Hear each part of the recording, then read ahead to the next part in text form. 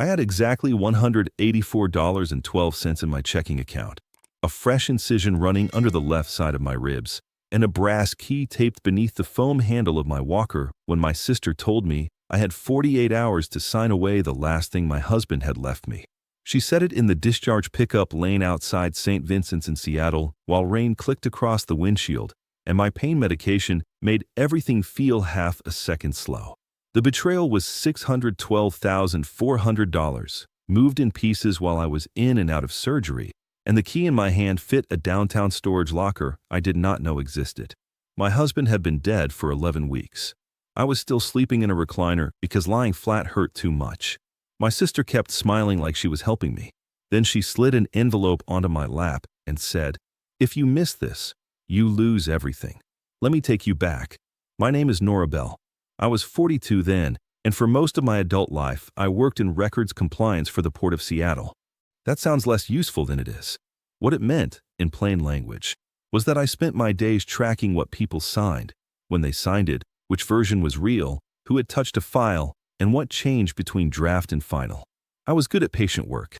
I noticed numbering gaps, timestamps, strange initials, scanned signatures that looked a little too clean. My husband, Daniel, used to joke that I could hear a forged document breathing from across the room. Daniel owned a small marine electrical company. He was not flashy. He repaired control systems on research vessels, ferries, and private boats for people who preferred not to think about what kept their expensive toys alive. He was steady, exact, and kind in the quiet ways that matter more than speeches.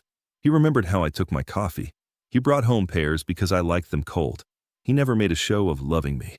He just did it every day. When he died, it was fast and stupid and ordinary in the way real tragedy often is. A wet stretch of I-5, one driver looking at a phone, one bad angle. By the time I reached Harborview, there was nothing left to decide. After that came the kind of grief that does not look cinematic. It looked like unopened mail on the counter. It looked like forgetting to eat until 4 in the afternoon. It looked like staring at a jacket still hanging by the door and feeling my body refuse the fact of the world. The surgery happened 6 weeks later, not because of the accident, because while trying to carry too much alone, I ignored pain that had been building in my side for months. What my doctor first called probably stress turned out to be a complicated kidney issue that could not be put off anymore. I signed forms with shaking hands and let them wheel me under bright lights while thinking, irrationally, that I had already used up my quota for catastrophe. That was when my younger sister, Elise, stepped in. If you had met Elise casually, you would have liked her. Most people did. She was polished without seeming vain, attentive without seeming nosy, a kind of woman who remembered birthdays and sent flowers with tasteful cards.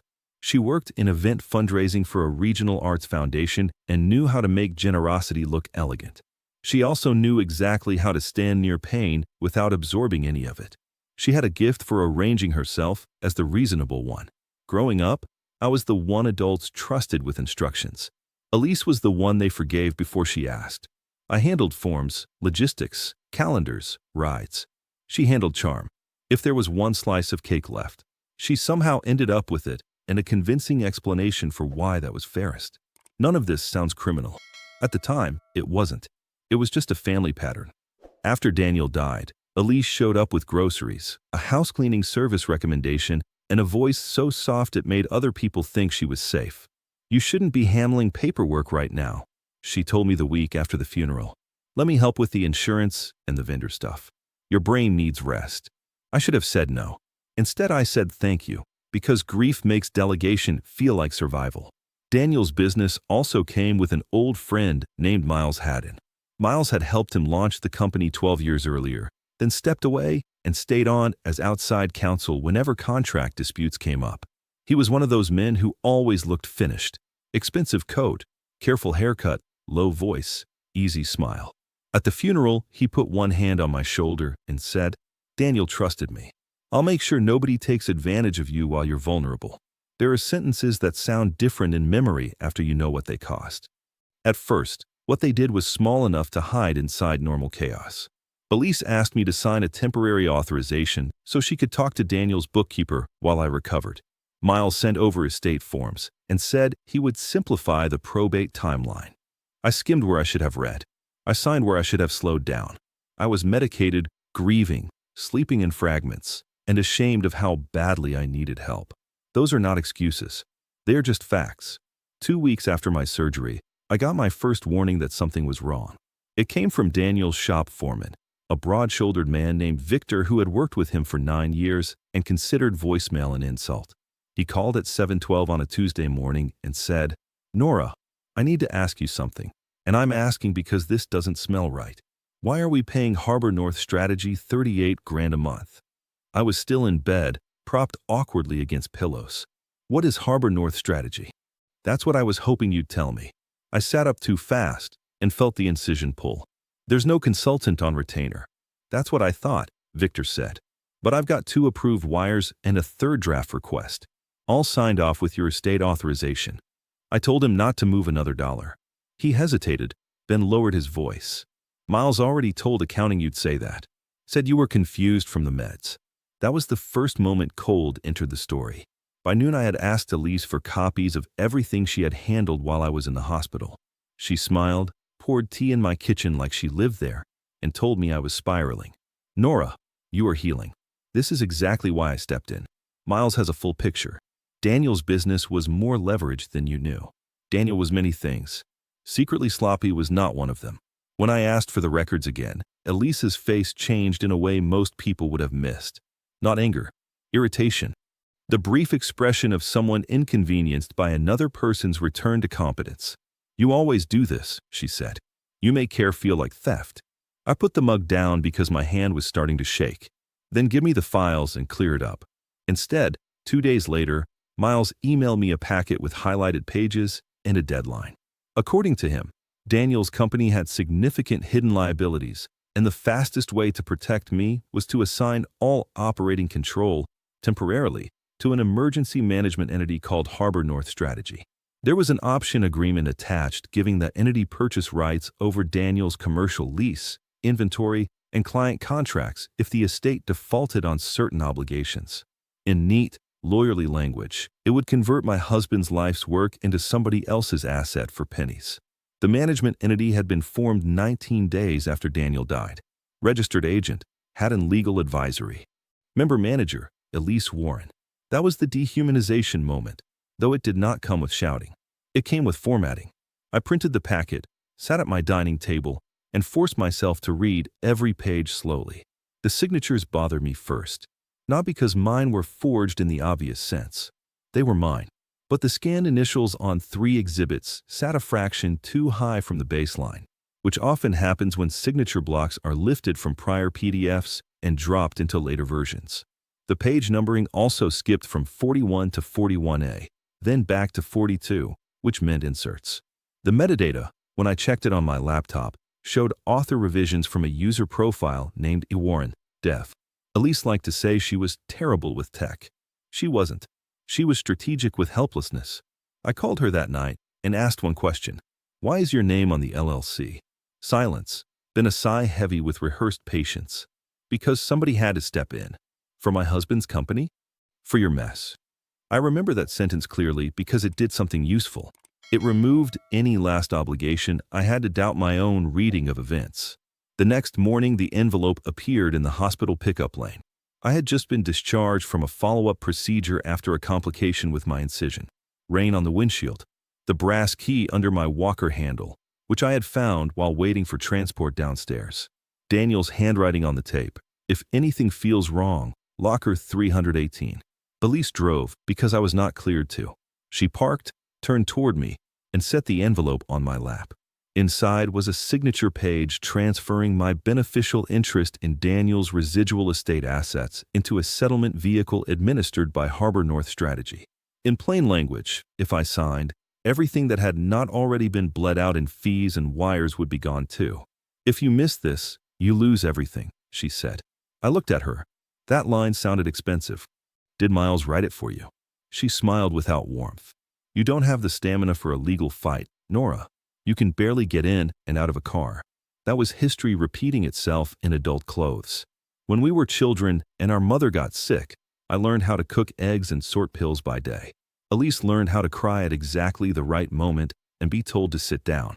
Years later, when when our father's retirement paperwork was delayed because one beneficiary form had never been filed.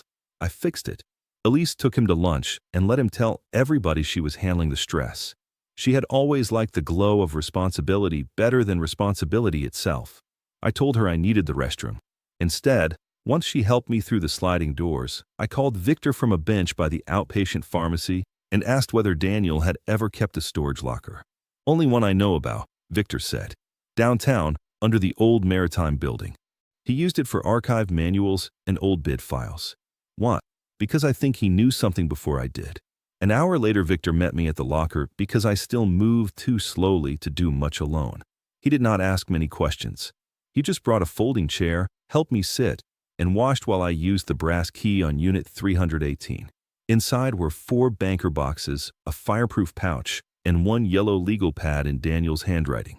The first line said, "If Miles starts sounding too helpful, pull permits, contracts, and the Cedar file." I laughed then, not because anything was funny, because grief had one brief, bright edge to it. Daniel was still in the room, in the only way he could be. The second folder changed everything. The Cedar file held copies Daniel had made after a disagreement 6 months earlier with Miles over a waterfront redevelopment contract.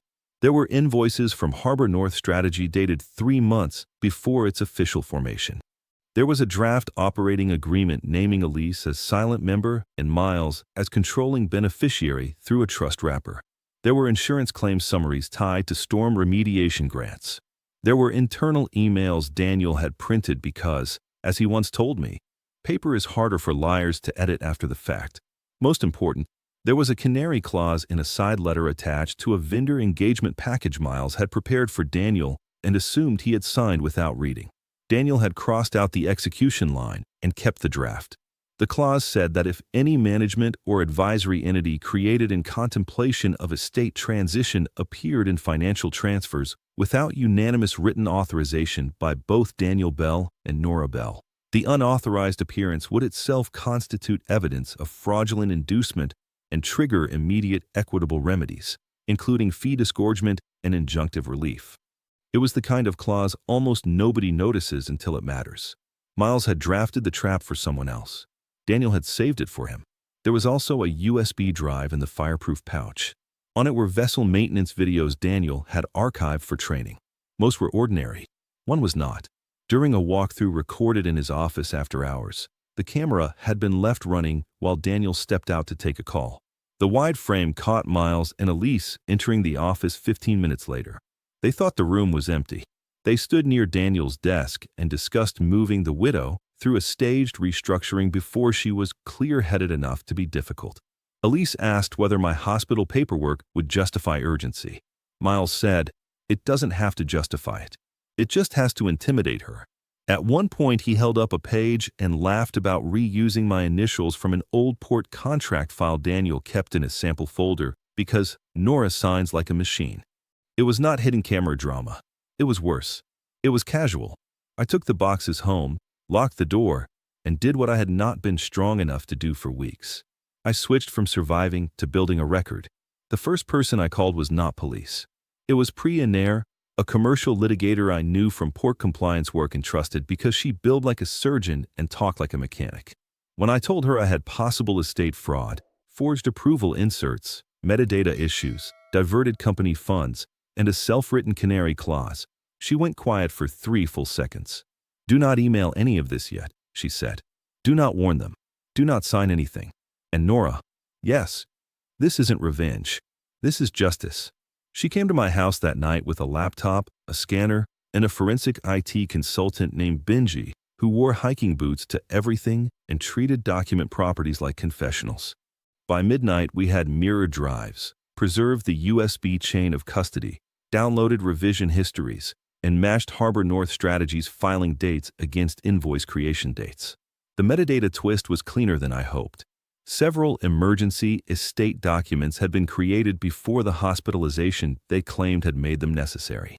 One PDF template included hidden comments from Elise about how to keep language soft so Nora doesn't freeze.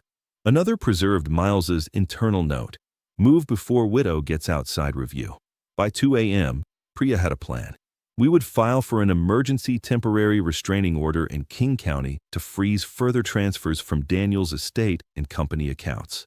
Simultaneously, she would send a litigation hold letter to Miles, Elise, the bookkeeper, and Harbor North Strategy. We would also make a criminal referral package for the Economic Crimes Unit because some of the grant reimbursements they had redirected touched state cleanup funds. Separate systems. Separate pressure. No speeches.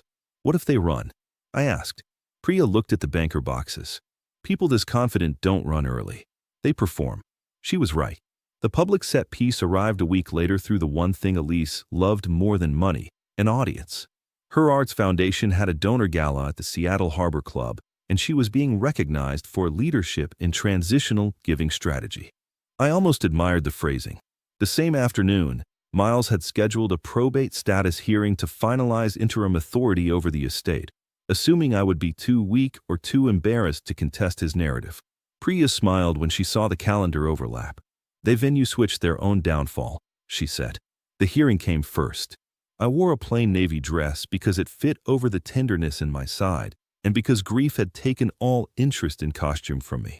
Miles walked in with polished shoes, a sympathetic face, and a binder thick enough to imply competence. Elise arrived in cream silk and touched my forearm as if we were sisters in a tragedy rather than opposing parties in a fraud case. "You really came?" she whispered. "I read my mail now," I said. Inside the courtroom, Miles began exactly as Priya predicted. Concerned attorney. Fragile widow. Complex business. Need for efficient management. He referenced my ongoing medical instability twice. On the second time, Judge Elena Ruiz looked over her glasses and asked, "Counsel, are you qualifying as a physician this morning, or should we stay with the documents?" I liked her immediately. Miles submitted the emergency restructuring packet. Priya did not object at first. She let him build the lie in full. Then she stood. "Your Honor, before we address interim authority, we need to address fraud on the court, unauthorized transfers, fabricated urgency, and documentary manipulation." She handed up a slim tabbed binder. Opposing counsel's filing includes exhibits whose metadata predates the medical event used to justify them, signature placements inconsistent with native execution, and an undisclosed conflict involving the proposed manager, who is seated in this courtroom and is the respondent's sister. The courtroom went silent. Not theatrically, just completely. Miles tried to recover with indignation. "This is reckless." Priya did not raise her voice. "No. Reckless was drafting your own canary clause and forgetting the decedent kept copies." Judge Ruiz asked for the bench clerk. She reviewed 3 pages, then 6, then the side letter clause. By the time she watched the first 2 minutes of the office video through the clerk's headphones, her face had gone still in that dangerous judicial way that means emotion has converted into process. She granted the temporary restraining order on the spot. No transfers, no dissipation, no contact with company vendors except through counsel. Full accounting within 72 hours. Show cause hearing set for the following week. Referral language entered for potential criminal review. Elise turned toward me then, not panicked yet, just offended. "Nora, this is insane. We were helping you." I had wanted, once, to ask her why. Why me? Why then? Why make my worst months profitable? But in that moment I understood something simpler. People like Elise never act from one grand motive. They act from appetite plus opportunity plus contempt. "I know," I said. "That's the part the judge will have trouble forgiving." By 7 that evening, the gala was already underway. I did not plan to go. Priya did. "Not for spectacle," she said. "For service." She had arranged for a civil process server and, separately, 2 investigators from the state attorney general's office, who had moved faster than expected once they saw the public grant angle. Because Harbor North Strategy had touched restricted remediation funds routed through Daniel's company on a port subcontract, what began as probate fraud had widened. Miles had used estate vulnerability to conceal improper diversion. That gave the state an interest, and the state does not care how elegant your reception table looks. The ballroom was all glass, gold light, and marine blue linens. Donors with perfect teeth held stemware and talked about impact. Elise stood near the stage beside a projection screen carrying her headshot and the words "vision through transition." I stayed near the back in a dark coat, incision aching, one hand resting on the chair in front of me when I needed steadiness. For once I was grateful to be underestimated. No one important noticed me. They noticed Priya, though. Confidence has a silhouette. Elise took the stage to polite applause. She thanked mentors, board members, community partners. Then she said, "In every transition, what matters is stewardship." That was when the first investigator approached the foot of the stage. Not loud, not dramatic. A quiet exchange, a badge shown, a shift in Elise's expression as she tried to keep smiling through not understanding. The second investigator moved to Miles near the front table before he could reach her. At almost the same moment, the process server handed both of them sealed packets: service of the TRO, accounting order, and civil fraud complaint. The dramatic irony was almost too neat. Behind Elise, still glowing on the screen, were the words "vision through transition." She looked straight at me across the ballroom when she finally saw who had come. "Nora," she said into the microphone, voice cracking for the first time in her life that I had ever heard. "What are you doing?" I did not move closer. I did not rescue her with privacy. "Keeping my copy," I said. A few people in the room understood immediately.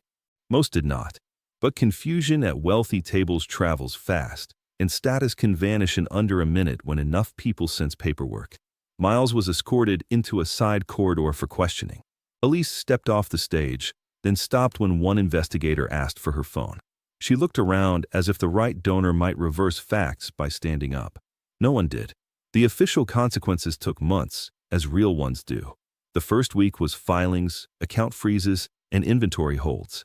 Harbor North strategy collapsed almost immediately because it had never been built to survive inspection. It had been built to move quickly through my weakness.